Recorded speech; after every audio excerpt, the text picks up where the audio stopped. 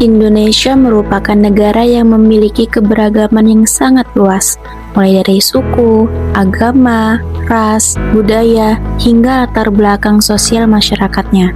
Keberagaman tersebut menjadi ciri khas sekaligus kekuatan bangsa Indonesia. Namun, di balik keberagaman itu, terdapat berbagai pandangan, sikap, dan cara berpikir yang berbeda-beda dalam menyikapi suatu persoalan. Dalam kehidupan bermasyarakat dan bernegara, perbedaan pandangan seringkali muncul, baik dalam lingkungan keluarga, pendidikan, organisasi, maupun dalam ruang publik. Oleh karena itu, diperlukan suatu pedoman nilai yang mampu menjadi landasan dalam menyikapi keberagaman tersebut agar tidak menimbulkan perpecahan.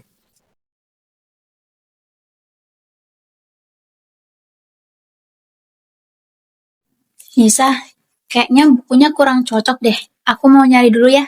Iya, nggak apa-apa, di situ aja banyak itu. Oke.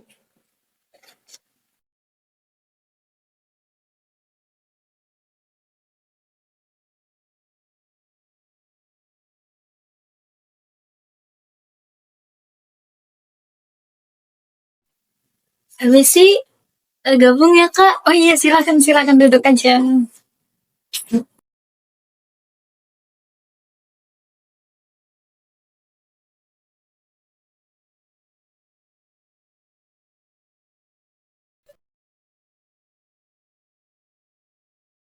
Hai Lingga. Iya, dari mana aja kamu? Ikut aja ya gabung. Ayo.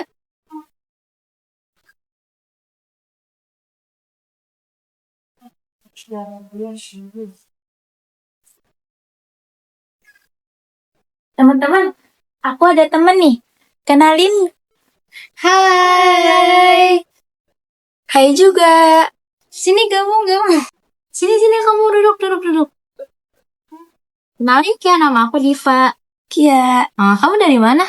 Aku dari Sunda. Kamu dari mana? Sunda mana? Sunda banyak tau, luas. Aku dari Bekasi. Oh, Bekasi. Aku dari Padang. Oh iya. Hai, aku Anissa. Aku asal Aceh. Wah, jauh juga ya. Iya, alhamdulillah. Halo, aku Fitri dari Pamulang. Wah, dekat kampus ya? Soalnya aku pernah dengar. Cuma 15 menit dari sini. Oh iya, kalian belum kenal aku ya? Belum. Kenalin, nama aku Lingga. Aku dari Lampung Tengah. Hai, Lingga. Dalam kehidupan kampus, mahasiswa sering berkumpul untuk belajar dan berdiskusi bersama.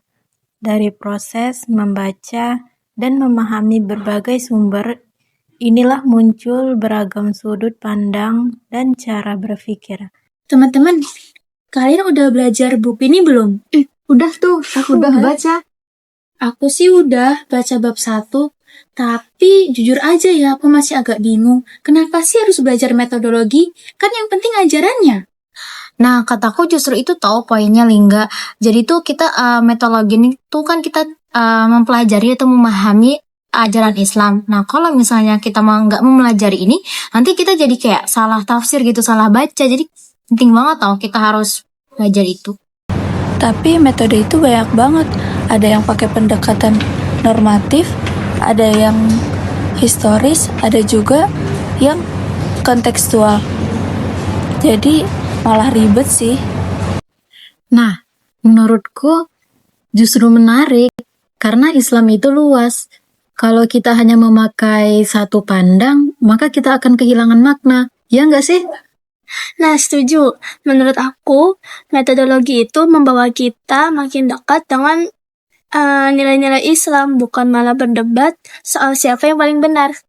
Kalau aku sih lebih suka ke pendekatan normatif ya, karena langsung berpegang teguh pada teks, nggak perlu tafsir yang aneh-aneh.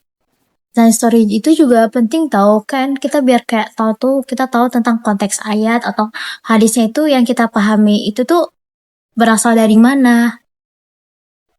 Kalau aku lebih ke pendekatan sosial, karena Islam bukan hanya tentang ibadah doang, tapi juga bermasyarakat. Ya, menurutku semua pendekatan itu saling melengkapi. Kita nggak bisa bilang satu yang paling benar. Ya, intinya metodologi itu mengajarin kita untuk memahami Islam secara utuh. Pancasila mengajarkan bahwa setiap individu memiliki hak untuk menyampaikan pendapatnya, sebagaimana tercermin dalam sila kedua, kemanusiaan yang adil dan beradab, dan sila keempat, kerakyatan yang dipimpin oleh hikmat kebijaksanaan dalam permusyawaratan perwakilan.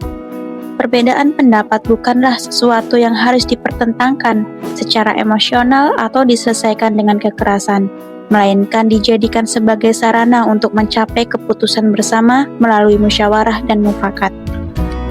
Oleh karena itu, dalam kehidupan demokrasi di Indonesia, perbedaan pendapat seharusnya menjadi bagian dari proses pendewasaan bangsa.